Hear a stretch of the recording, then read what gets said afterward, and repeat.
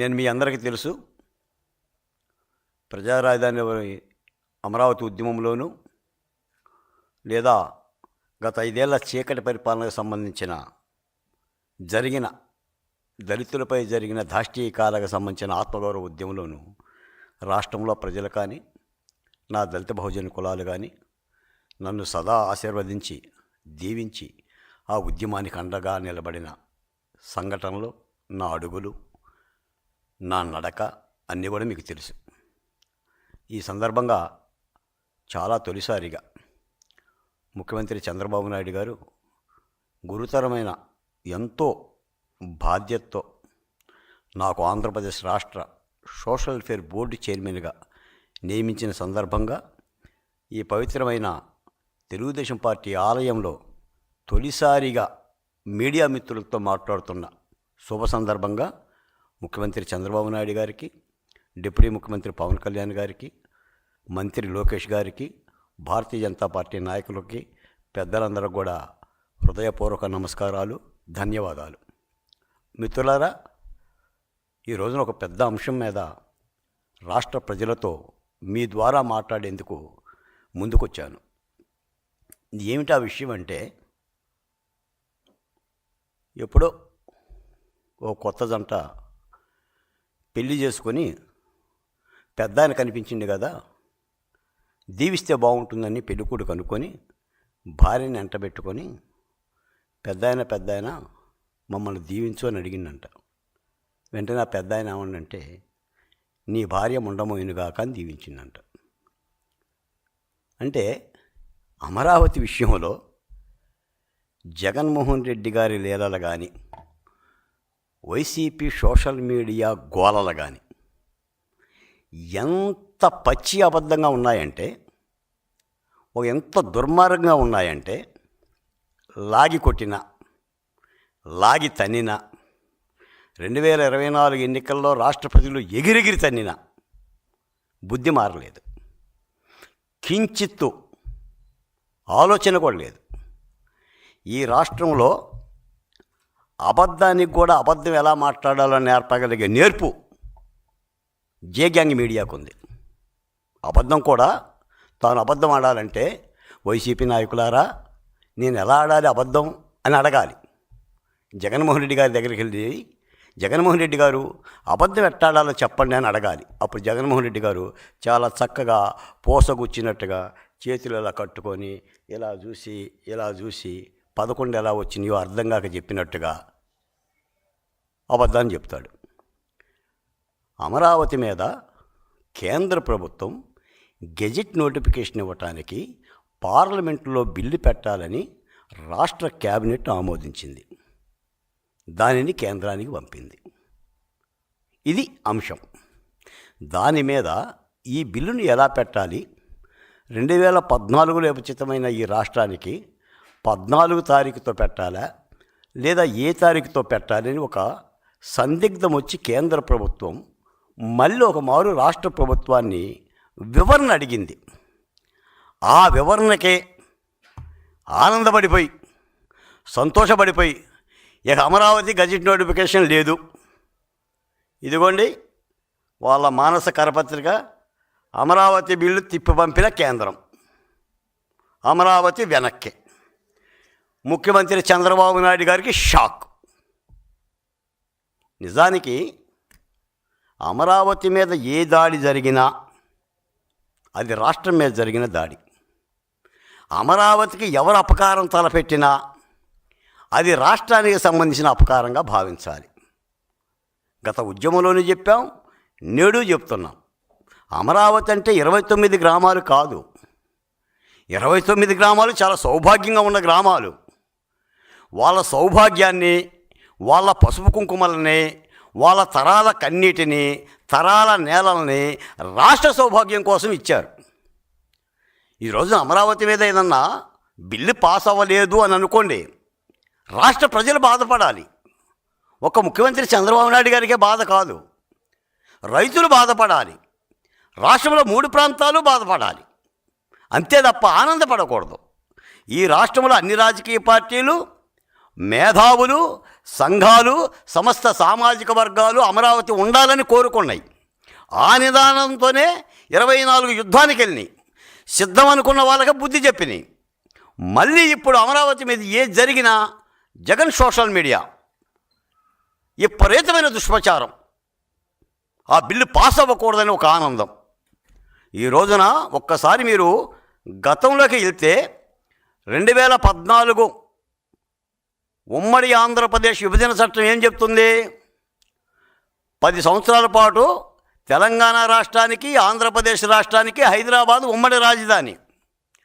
10 ఏళ్ల తర్వాత హైదరాబాద్ అనే రాజధాని కేవలం తెలంగాణదే. ఇది విభజన చట్టంలో క్లాజ్ 5లో ఉన్న అంశం.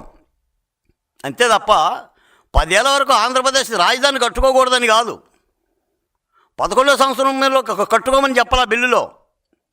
ఎప్పటికైనా కట్టాలని, ఏనాటికైనా పరిపాలనా కేంద్రం ఉండాలని నిలువబట్టలతో వచ్చాం కాబట్టి బస్సుల్లో నిద్రపోయి ఆనాటి ముఖ్యమంత్రి చంద్రబాబు నాయుడు గారు చాలా సుదీర్ఘమైన ఆలోచనలు చేసి 1కి 10 సార్లు కసరత్తు చేసి ఒక మధ్యస్థ రాజధానిగా ఉండాలని, ఇది కర్నూలు లాంటి గుడారాల రాజధాని కాకూడదని, వైసీపీ కాకులో వైసీపీ గద్దలో పడేస్తే కూలిపోకూడదని, ఈ దేశానికి ఈ రాష్ట్రానికి అక్షయ పాత్రగా ఉండాలని అమరావతిని నిర్ణయించారు. ఆ మేరకు పరిపాలన అక్కడి నుంచే కొనసాగుతుంది. నాటి చంద్రబాబు నాయుడు గారు 2 ఏళ్ల పరిపాలన, మాజీ ముఖ్యమంత్రి జగన్మోహన్ రెడ్డి గారు 5 ఏళ్ల పరిపాలన, నేటి కూటమి ప్రభుత్వం 1.5 ఏళ్ల పరిపాలన అమరావతి నుంచే జరుగుతుంది. నిజానికి ఏంటంటే విషయం, భారతదేశంలో 29 రాష్ట్రాల్లో ఏ రాష్ట్రానికి కేంద్ర ప్రభుత్వ గజెట్ నోటిఫికేషన్ లేదు. రాష్ట్ర రాజధానులు ఆయా రాష్ట్రాలకు సంబంధించిన అంశాలు. కేవలం ఆంధ్రప్రదేశ్ ఎందుకు అడుగుతుందంటే, ఈ ముదనష్టపు వైసీపీ గోల భరాయించలేక బొత్స సత్యనారాయణ లాంటి సీనియర్లు కూడా అడుగుతున్నారు, గజెట్ నోటిఫికేషన్ ఏది, రాజముద్ర ఏది, కేంద్రం ఆమోదించిందా? జగన్మోహన్ రెడ్డి గారు 3 రాజధానులు పెట్టి కోకట వేలతో అమరావతిని పెకలించాలని చెప్పేసానంటే కాపాడింది ఎవరో? అమరావతి ఉద్యమము మరియు న్యాయస్థానాలు. న్యాయస్థానాలు ఏ ప్రాతిపదికన కాపాడిని? చట్టాల ప్రాతిపదికనే కాపాడిని. శాసనసభ తీర్మానం ఉంది, శాసన మండలి తీర్మానం ఉంది, సిఆర్డిఏ చట్టం ఉంది, రైతులతో 19.4 ఒడంబడిక ఉంది. ఇన్ని చట్టాల ప్రకారంగానే రాజధాని నిర్మితమైంది. అంతే తప్ప చిత్తు కాగితాల మీద రాసుకున్న పత్రాలు కావు అవి, లేదా తిరుపతి కొండ మీద దోపిడీ చేసిన తీరు కాదు అది. అంత పకడ్బందీగా చేయబట్టే హైకోర్టు మీరు 3 రాజధానులు పెట్టాలంటే వైసీపీ పార్టీకి చెప్పింది, you go to the Delhi, వివరణ చట్టాన్ని మార్చుకోండి, కేంద్రాన్ని అడగమని చెప్పింది. ఢిల్లీ బోండయ్యా అని అంది. దీని మీద సుప్రీంకోర్టు పోయినా కూడా సుప్రీంకోర్టు స్టే ఇవ్వలేదు. అయినా సరే ఒక గజెట్ నోటిఫికేషన్ ఉండాలని ఒక వాతావరణం ఆంధ్రప్రదేశ్లో ప్రత్యేకంగా ఉంది కాబట్టి, రాష్ట్రంలో ఏ రాజధానికి లేని సమస్య ఆంధ్రప్రదేశ్లో వైసీపీ పార్టీ జగన్మోహన్ రెడ్డి గారు సృష్టించాడు కాబట్టి, అమరావతి అంటేనే ఆయనకి ముందు వెనక తడిసిపోతుంది కాబట్టి ఆరోపణలు చేస్తున్నారు కాబట్టి ఒక గజెట్ నోటిఫికేషన్ కావాలని చంద్రబాబు నాయుడు గారు కోరారు. ఈ రోజు కాకపోయినా రేపైనా సరే ఆ గజెట్ నోటిఫికేషన్ వచ్చి తీరుతుంది. నేను రాజధాని ఉద్యమంగా కానీ సోషల్ వెల్ఫేర్ బోర్డు చైర్మన్గా కూడా నేను కేంద్ర ప్రభుత్వాన్ని కోరేది ఏంటంటే, ఈ శీతాకాల సమావేశాల్లోనే బిల్లు పెడితే బాగుంటుందని ఆశిస్తున్నాం.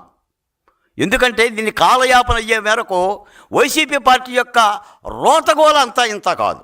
కాబట్టి కేంద్ర ప్రభుత్వం ఎన్డీఏ కూటమిలో ఉంది కాబట్టి తప్పనిసరి దీన్ని ఫుల్ స్టాప్ పడే విధంగా శరవేగంగా ఈ బిల్లుని తీసుకురావాల్సిన అవసరం ఉంది.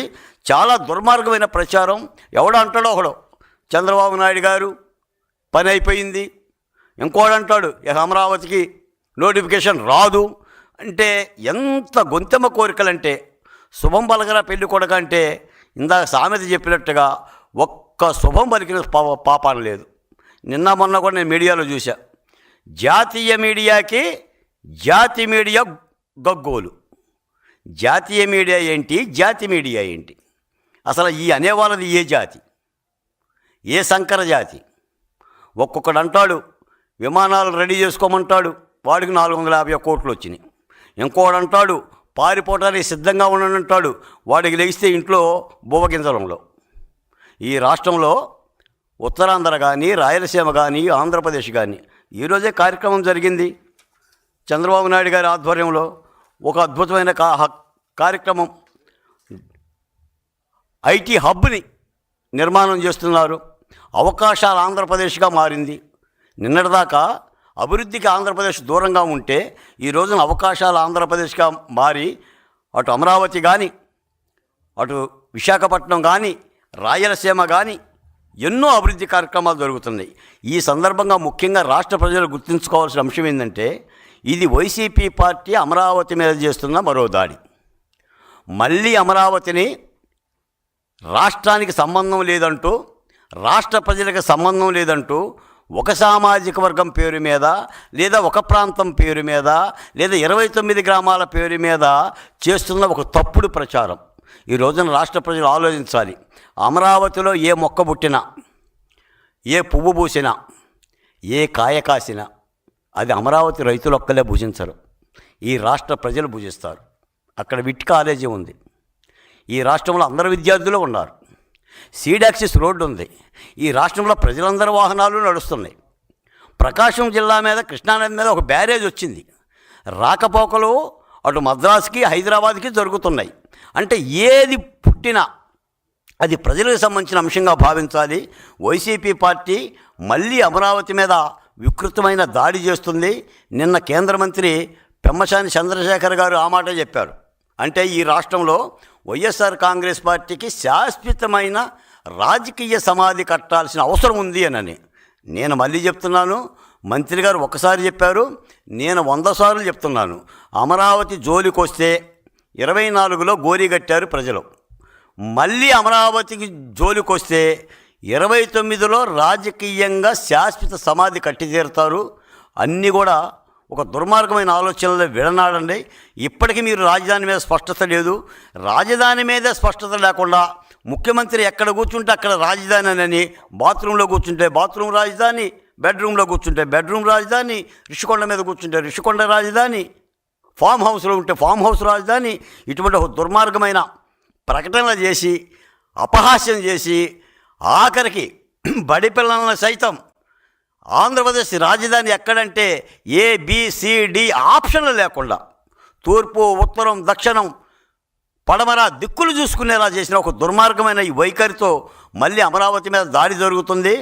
మీరు ఎన్ని కుయుక్తులు పన్నినా, నేను జగన్మోహన్ రెడ్డి గారు కూడా చెప్తున్నా, మాజీ ముఖ్యమంత్రి జగన్మోహన్ రెడ్డి గారు, మీరు తలకాయ కింద పెట్టి కాలు పైకెత్తి తపస్సు చేసిన అమరావతి ఆంధ్రుల రాజధాని. అమరావతి జోలికొస్తే కాలిపోవటం తప్ప, మాడిపోవటం తప్ప మరో అవకాశం మీకు ఉండదు. ఇప్పటికైనా మీ బుద్ధైనా మార్చుకోండి, మీ తీరైనా మార్చుకోండి. అమరావతి ఆందోళన రాజధానిగా మీరు కూడా మీ పార్టీ విధానంలో ఏమన్నా ప్రకటిస్తే ప్రకటించండి. మీరు ప్రకటించినా ప్రకటించకపోయినా 10 ఏళ్ళుగా అమరావతి రాజధాని, ఆంధ్రులు గుర్తించిన రాజధాని, అది పోరాటాల రాజధాని, అది త్యాగాల రాజధాని, అది రైతుల రాజధాని, అది SCలు, STలు, BCలు, మైనార్టీలు, ఆఖరికి రెడ్డి సామాజిక వర్గానికి సంబంధించిన రాజధాని కూడా అమరావతి. ఇలాంటి దుర్మార్గమైన ప్రచారాన్ని, చాలా మీడియా పరంగా వస్తున్న ప్రచారాన్ని ప్రజలు నమ్మొద్దని, ఒక్కొక్కడు అమరావతి మీద ఈ సందర్భంగా మాట చెప్పాలి. ఈ రాష్ట్రంలో జగన్మోహన్ రెడ్డి గారు 2019కు ముందు, అధికారంలోకి రాకముందు అమరావతిని అమ్మ అని పిలిచాడు. మీ అందరికీ తెలుసు, అమరావతిని అమ్మా అని పిలిచాడు.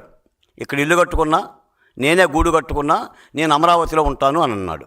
అధికారంలోకి వచ్చాక అమరావతిని నీ అమ్మ అని పిలిచాడు. ఇది ఆయన తత్వం. ఒక దుర్మార్గమైన వైఖరి సాగుతుంది. తప్పనిసరిగా ఒక అద్భుతమైన ప్రణాళికలతో దాదాపు 50,000 కోట్ల రూపాయలకి పైబడి అమరావతిలో అభివృద్ధి జరుగుతుంది. CRDA భవంతి ఏర్పడింది, రాజ్భవన్ కట్టబోతున్నారు, క్వాంటమ్ వ్యాలీ వస్తుంది, బిట్స్ పిలానీ వస్తుంది. తప్పనిసరిగా అన్ని అభివృద్ధి పనులు శరవేగంగా జరుగుతున్నాయి. రైతులకు సంబంధించిన సమస్యల మీద కూడా ఒక కమిటీని వేసి ఎప్పటికప్పుడు ఆ సమస్యలు తీసుకునే ప్రయత్నం కూడా జరుగుతుంది. ఏదైనా రాష్ట్ర ప్రజలారా, ఒక పునాది ఉండాలి.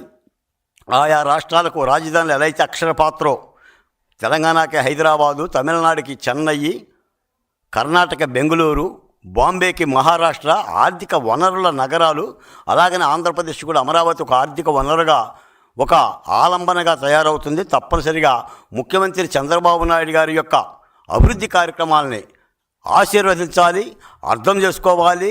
రాజధాని మీద కానీ, కూటమి ప్రభుత్వ పరిపాలన మీద కానీ, సంక్షేమ పథకాల మీద కానీ చేస్తున్న విమర్శల్ని, ముఖ్యంగా తప్పుడు విమర్శల్ని కొంతమంది పనిగట్టుకొని బొడ్డుకు మసి రాసుకొని పరగడుపున అబద్ధాలు ఆడే ప్రయత్నంలో ఇక ఆడికి అదే పని. లెగవటము, ముఖం కడుక్కుంటాడో తెలియదు కానీ ఛాయ్ తాగటము, మీడియా ముందు కూర్చోవటం, చెప్పండి అని చెప్పేసి అని అంటాం. కులాల మధ్య, మతాల మధ్య విద్వేషాలు పెట్టడం, అలా రాష్ట్రాన్ని నవ్వులు పాలు చేసే ఈ యొక్క నాయకుల యొక్క తప్పుడు ప్రచారాలని ఎండగట్టాల్సిన అవసరం ఉంది. తప్పనిసరిగా అమరావతి బిల్లు రేపు శీతాకాలంకే పాస్ అవ్వాల్సిన అవసరం ఉంది. రేపు కాకపోయినా రేపై ఎల్లుండైనా సరే పాస్ అయి తీరుతుంది. ఇప్పటికే ప్రభుత్వం కూడా లేఖ రాసింది. 2024 జూన్ 2వ తేదీ నుంచి విభజన చట్టంలోని సెక్షన్ 5(2)ను సవరించాలని రాష్ట్ర ప్రభుత్వం కేంద్రాన్ని మరోమారు కోరింది. రాజధాని నిర్మించి అమరావతి నిర్మించిన చంద్రబాబు నాయుడు గారికి చట్టపరంగా ఏం చెయ్యాలో అన్నీ ఆయనకు తెలుసు. ఆ చట్టాల ప్రాతిపదికన అమరావతిని కాపాడబడింది.